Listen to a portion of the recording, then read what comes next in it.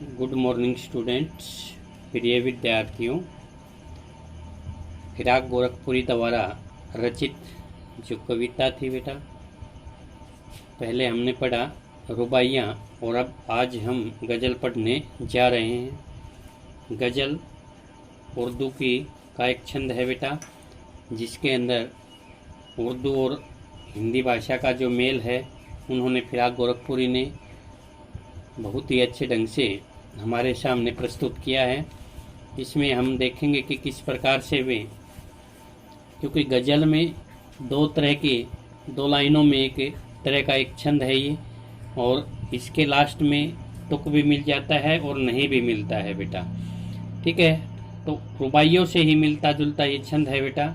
इसके अंदर जो पहली जो आपकी गज़ल है बेटा, वो देखना कि नवरस गुचे पंखुड़ियों की नाजुम गिरे खोले हैं।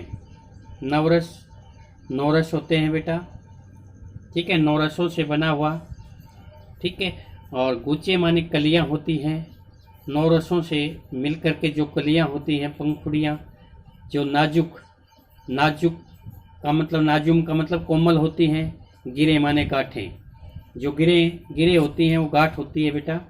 तो गांठें खोले हैं, जो बसंत ऋतु के अंदर जब कलियां खिल जाती हैं बेटा, उसमें क्या कहा है, कोमल जो गांठें होती हैं वो खोल देती हैं। बसंत ऋतु जो है, फूल की कलियों में जो गांठें होती हैं, फूल की कलियां जो होती हैं वो खिलने की बजाय गांठों में जो उसको बंद रखती हैं वो भी अपनी खोल देती हैं। नाजुक माने नाजुक होती हैं, कोमल होती हैं। गिरे माने गांठें होती हैं, गिरे गांठ कोमल गांठों को खोल देती हैं। अर्थात इस ऋतु में जो फूलों की सुगंध होती है, फूलों की जो कलियां होती हैं, वो क्या करती हैं बेटा, अपनी गांठें खोल देती हैं, सुगंध फैलने लगती हैं।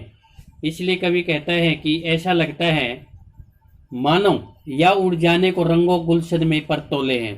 या उड़ जाने को रंगों बू गुलशन, रंगो बू का मतलब होता है बेटा रंग और खुशबू। बू माने खुशबू होती है यहाँ, ठीक है। जो कलियां हैं, फूलों की कलियां हैं, वो चारों ओर सुगंध फैलाने लगती हैं।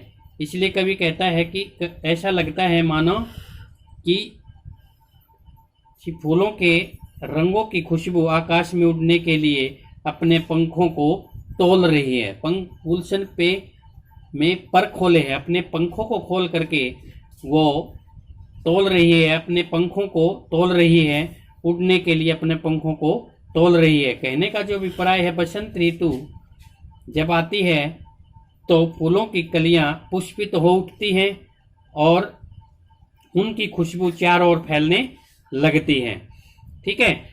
यहाँ कवि जो है बसंत ऋतु के आगमन पर फूलों की जो शोभा है उसका वर्णन कर रहा है कि बसंत ऋतु आ गई है, इसलिए नवरसों से बनी हुई, नौरस का नवरस या नौरसों से बना हुआ जो पंखुड़ियां हैं, फूलों की जो पंखुड़ियां हैं, वो अपने कोमल जो गांठें होती हैं जिनके अंदर वो बंद रहती हैं, उनको खोल देती हैं। और उनके अंदर खुलते ही जो फूलों के अंदर जो खुशबू होती है वो चारों ओर खुलने के लिए, चारों ओर फैलने के लिए, सुगंध जो है वो चारों ओर आकाश में उड़ने के लिए तैयार रहती है। अपने पंखों को तोल रही है, खोल रही है। तोले है, पर माने पंख होते हैं, तोले है तोलना, मतलब तोलने का मतलब ये है कि अपने पंखों को वो खोल देती हैं। और बसंत ऋतु के आगमन पर फूलों की जो कलियां हैं बेटा, वो पुष्पित हो जाती हैं, फूलने लगती हैं, खिलने लगती हैं। तो इस प्रकार से कहा गया है कि नौ रसों से जो कलियां, नौ रस होते हैं उसके अंदर, उसमें जो कलियां अभी बंद पड़ी थी, उनकी जो पंखुड़ियां हैं, फूलों की पंखुड़ियां हैं, वो अपने कोमल जो गांठें होती हैं उनको खोल देती हैं और चारों ओर अपनी खुशबू क्या करती हैं बेटा, वो बिखेर देती हैं। ये कहा है। अगला जो है दूसरे लाइन में ये कहा है, जो दूसरी गजल है उसमें भी इस प्रकार से हम देखेंगे कि किस प्रकार से कवि जो है वो गंभीर अर्थ लिए हुए हमें दिखाई देते हैं। दूसरी गजल में बेटा देखना कि तारे आंखें झपकावे हैं, जर्रा जर्रा सोचे हैं, जर्रा जर्रा कण कण होता है प्रत्येक कण, प्रकृति का प्रत्येक कण। जिस प्रकार से रात के समय जो घने अंधकार में प्रकृति का कण कण सो रहा है, उस समय पर जब चारों ओर सन्नाटा छाया हुआ है, लेकिन इस घने अंधकार में भी तारे आंखें झपकावे, माने अब तारे अपनी आंखें झपका रहे हैं, अर्थात वे टिमटिमा कर हमें प्रकाश, हल्का सा प्रकाश दे रहे हैं। तारे आंखें झपकावे हैं, तारे जो हैं वो आंखें झपका रहे हैं का मतलब हमें हल्का हल्का सा प्रकाश दे रहे हैं, वो टिमटिमा करके जर्रा जर्रा सोचे हैं, अर्थात जब प्रकृति का प्रत्येक कण सोया हुआ है, प्रत्येक कण के अंदर सन्नाटा छाया हुआ, तुम भी सुनो हो यारो, हे मित्रों। अब कवि जो है संबोधित कर रहा है अपने मित्रों को, हे मित्रों सुनो, शब में सन्नाटे कुछ बोले हैं। शब माने रात, शबनम जो होती है बेटा वो ओश के लिए होता है, नम जो जुड़ते ही इसके अंदर इसका अर्थ बदल जाता है शबनम, वो होता है ओश, और शब, शब का मतलब यहाँ रात के लिए आया है। तो रात का सन्नाटा भी, सन्नाटे का मतलब सन्नाटा, कुछ बोले है का मतलब हमें कुछ शिक्षा दे रहा है, अर्थात रात का जो सन्नाटा है वो बड़ा ही रहस्य से भरा हुआ है, वह भी कुछ न कुछ बोल रहा है, अर्थात कोई न कोई संदेश हमें दे रहा है। जिस प्रकार से तारों के रूप में हमें एक शिक्षा दी गई है कि प्रकृति की कोई न कोई चीज़ हर समय जो है वो कार्यरत रहती है, अपने कार्य में लगी रहती है, अपना कार्य कर्तव्य निभा रही है। उसी प्रकार से जब सब कुछ चारों ओर सन्नाटा छाया होता है, चुप्पी छाई होती है, तो उस समय हमें तारे जो हैं संदेश दे रहे हैं कि हम अपना काम कर रहे हैं, हम आप तक रोशनी पहुंचा रहे हैं, हमें हल्का सा प्रकाश हमें वो दे रहे हैं। तो आंखें झपकाने का मतलब है आंख झपकाना, जिस प्रकार के टिमटिमाना, तारे जो टिमटिमा रहे हैं उसका अर्थ यही है कि बेटा वो हमें कुछ न कुछ संदेश दे रहे हैं कि जबकि चारों ओर प्रकृति सोई हुई है, चारों तरफ जर्रा जर्रा का कण कण, प्रत्येक कण जो है वो सोया हुआ है। हे मित्रों, हे यारों, तुम सुनो, रात जो है हमें कुछ न कुछ संदेश दे रही है। तो रात का गहन अंधकार और टिमटिमाते हुए तारों का जो सौंदर्य है, उनका जो वर्णन किया है, उसके माध्यम से कवि हमें कहना चाहता है कि जो रात का सन्नाटा भी है वो भी हमें कुछ न कुछ संदेश दे रहा है, हमें प्रेरित कर रहा है कि अपने कार्य में जो भी कार्य है आपको सौंपा गया है उसको आप ईमानदारी से पूर्ण रूप से करते जाएं। तो उसके अंदर जो है वो प्रकृति हमें कुछ न कुछ जरूर देती है बेटा, प्रकृति हमें जरूर हमें संदेश पहुंचाती है। ठीक है। हाँ, तीसरी जो गजल है बेटा फिराक गोरखपुरी की, उसमें ये दर्शाया है कि हम हो या किस्मत हो, हमारी दोनों को एक ही काम मिला है, अर्थात कवि कहना चाहता है किस्मत और हम दोनों को एक ही काम मिला है, कि अर्थात हम एक समान हैं, हम दोनों को का एक ही काम है, क्योंकि किस्मत हमको रो लेवे और हम किस्मत को रो लेते हैं, अर्थात किस्मत हमारे को धिक्कारती है, रो लेती है, रोने का मतलब धिक्कारना, हमें आह्वान करना, हमारे को बुलाती है, और हम किस्मत को रो लेवे हैं का मतलब हम किस्मत को दोष देते हैं और किस्मत हमें दोष देती है। कई बार आपने देखा होगा बेटा, व्यक्ति क्या कहता है कि भाई हमारी किस्मत में ये नहीं था, भाग्य में हमारे में ये नहीं था, लेकिन भाग्य क्या होता है बेटा, किस्मत क्या होती है कि जब हम परिश्रम करते हैं, परिश्रम करके मेहनत करके जब हम आगे बढ़ते हैं तो हमारा भाग्य अपने आप खुल जाता है, क्योंकि हम अपने भाग्य के अपने आप ही विधाता हैं, अपने आप ही निर्माण करता है बेटा, हम अपने भाग्य को अपने आप बनाते हैं बेटा। तो किस्मत कहती कि तू परिश्रम ही नहीं करेगा तो मुझे क्यों दोष दे रहा है। तो कई बार क्या होता है कि व्यक्ति जब सफल नहीं हो पाता है तो क्या करता है, वो भाग्य को दोष देने लगता है, और जब भाग्य को दोष देने लगता है तो भाग्य स्वयं कहता है कि तुमने मेहनत ही नहीं की। तो इसी प्रकार से हम हो या किस्मत हो, अर्थात किस्मत को भी, भाग्य को भी और हम दोनों को एक समान कवि ने माना है।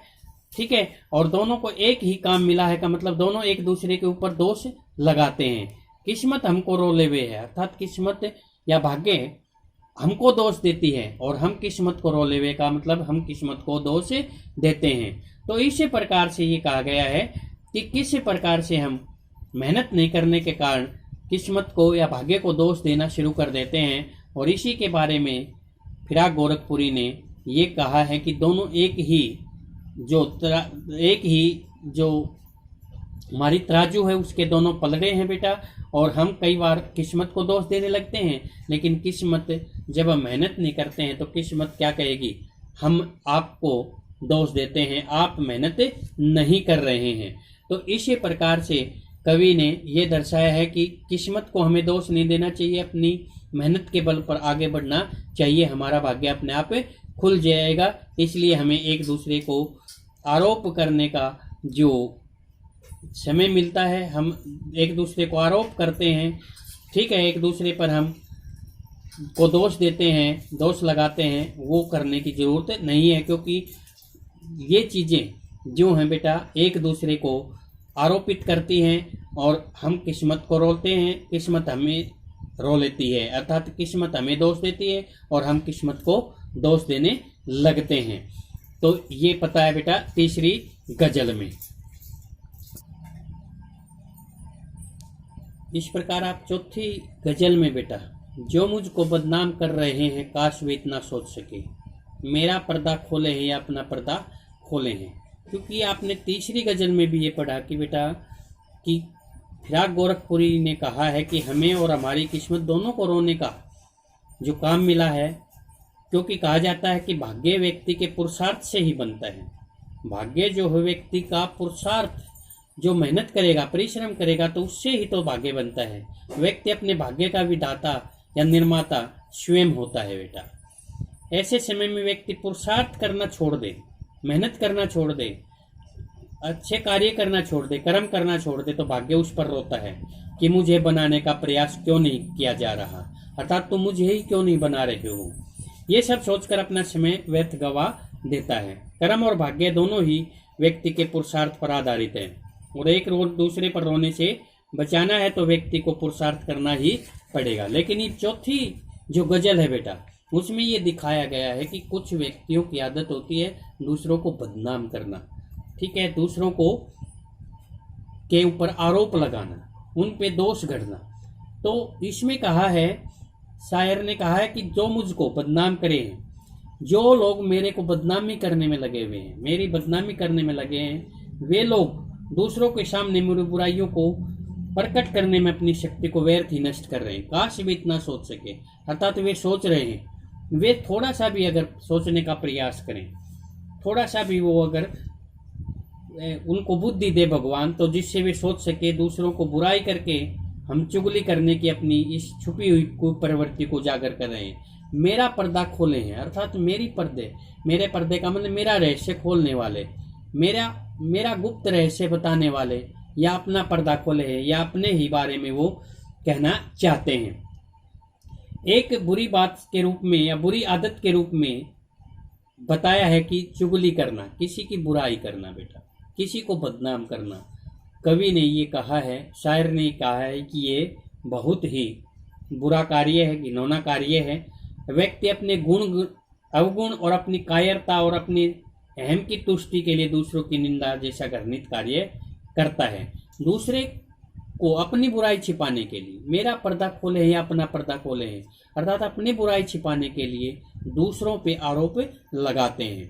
तो ये कहा है, जो मुझको बदनाम करे काश भी इतना सोच सके, अर्थात जो लोग मेरी बदनामी करने में लगे हैं, मेरी बुराइयों को दूसरों के सामने प्रकट करने में लगे हुए हैं, अपनी शक्ति को नष्ट कर रहे हैं, वे शायद जिससे वे सोच सकें कि कवि ने प्रार्थना की है भगवान से कि उनको सद्बुद्धि दे, अच्छी बुद्धि दे, ताकि वे सोच सकें कि जो शक्ति वे दूसरों की या मेरे की को बदनाम करने में लगा रहे हैं, वो शक्ति किसी और जगह पे लगा लें।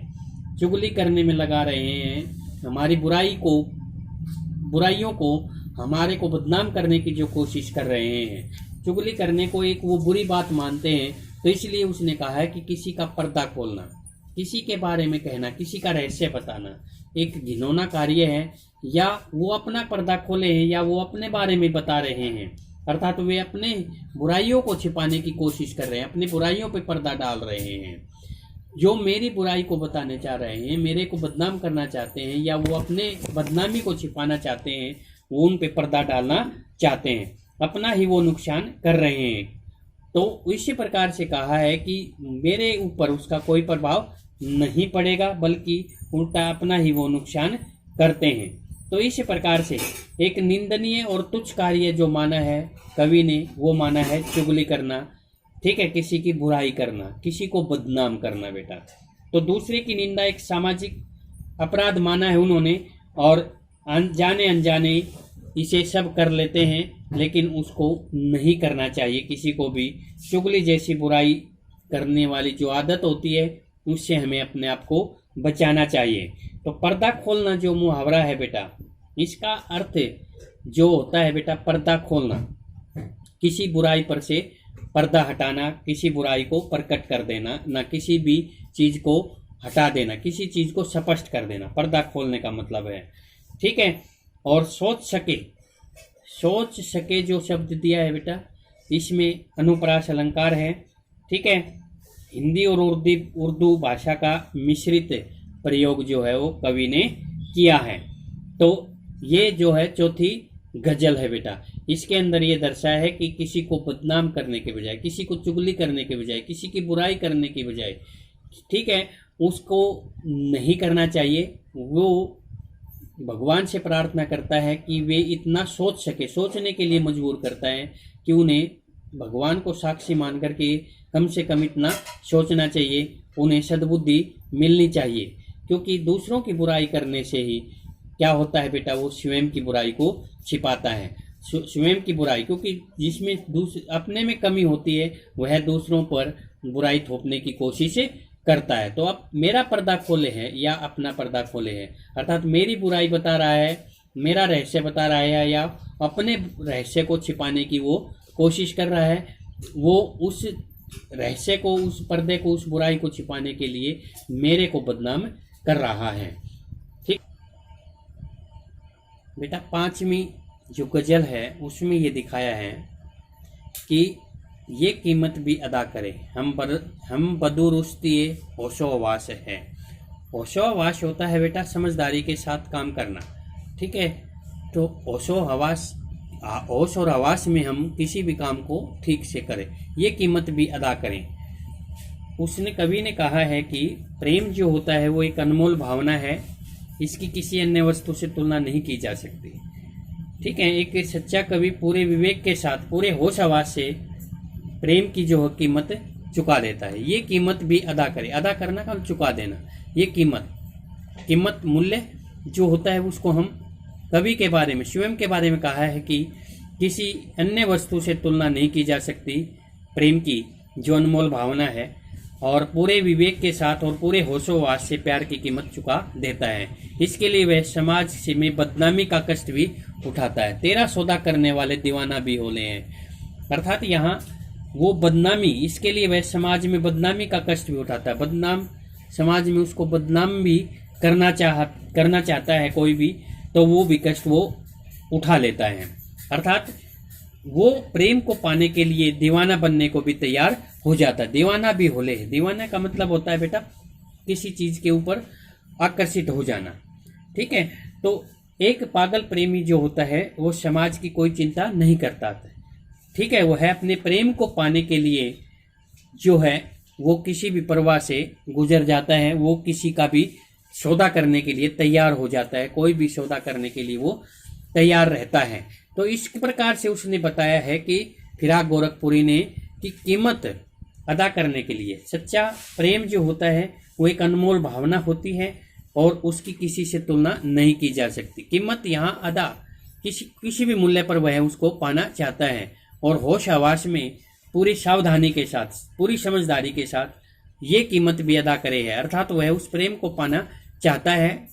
जो कवि है वो किसी भी रूप में उस कीमत को अदा करके अपने प्रेम को पाना चाहता। तेरा सौदा करने वाले दीवाना भी होले हैं, अर्थात दीवाने अपने आप को वो दीवाना मानता है, ठीक है, मस्ताना मानता है, आकर्षित होने वाला मानता है कि मैंने तेरा सौदा कर लिया है, मैं किसी भी कीमत पर तुझे प्राप्त करना चाहता हूँ, ठीक है। तो वो प्रेमी जो होता है, प्रेम करने वाला, वो समाज की कोई चिंता नहीं करता था, ठीक है, और वह किसी भी परवाह से आसानी से गुजर जाता है बेटा। तो इस प्रकार से उसने कहा है कि मैंने समझदारी से किसी भी प्रेम को पाने के लिए व्यक्ति जो होता है वो हर कीमत को चुकाने के लिए तैयार रहता है। कोई भी सौदा करने के लिए वह अपने आप को दीवाना मानता है। तो सच्चा प्रेम पाने के लिए कोई भी कीमत वो चुका देना चाहता है, इसलिए वह अपने आप को एक दीवाना मानता है। तो ये 5 गजल हुई है बेटा। इस आधार पे आप प्रश्न नोट करेंगे रफ कॉपी में।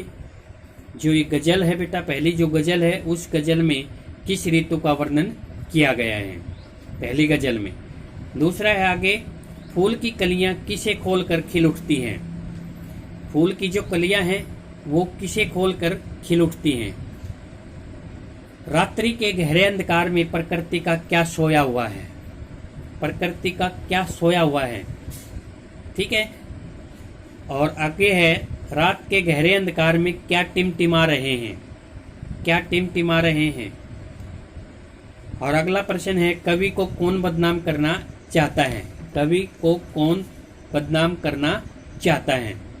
और जो 5वीं ये लास्ट जो गजल बताई थी, कवि को किसको संबोधित करता है, ठीक है। कवि किसको संबोधित कर रहा है। और अगला है, कवि प्रियतमा की किस भावना का सम्मान करता है। कवि प्रियतमा की किस भावना का सम्मान करता है कि वह कोई भी कीमत चुका देने के लिए तैयार रहता है। तो वो भावना जो है उसका वो सम्मान करता है, तो वो कौन सी भावना है उसके पीछे। अच्छा, किस्मत का रोना। किस्मत का रोना जो है आया है एक जगह पे, किस्मत हमको रोले हुए है, हम किस्मत को रोले हुए है। तो किस्मत का रोना जो है वो कौन सा अलंकार है, किस्मत का रोना, ठीक है। तो इसमें हम ये देखेंगे कि किस प्रकार से किस्मत एक प्रकृति की चीज़ है और हम अपनी किस्मत को स्वयं बनाते हैं, तो उसमें कौन सा अलंकार प्रयुक्त हुआ है, ठीक है। और इन गजलों में कौन सी भाषाओं का मिश्रित रूप है। जो 2 भाषाएं मिली जुली हैं वो दोनों भाषाओं का नाम आपने लिखना है बेटा। तो ये 5 गजलें आप इस वीडियो में पढ़ेंगे और उसको इस प्रश्नों को रफ कॉपी में लिखेंगे बेटा। Thank you. ओके बेटा।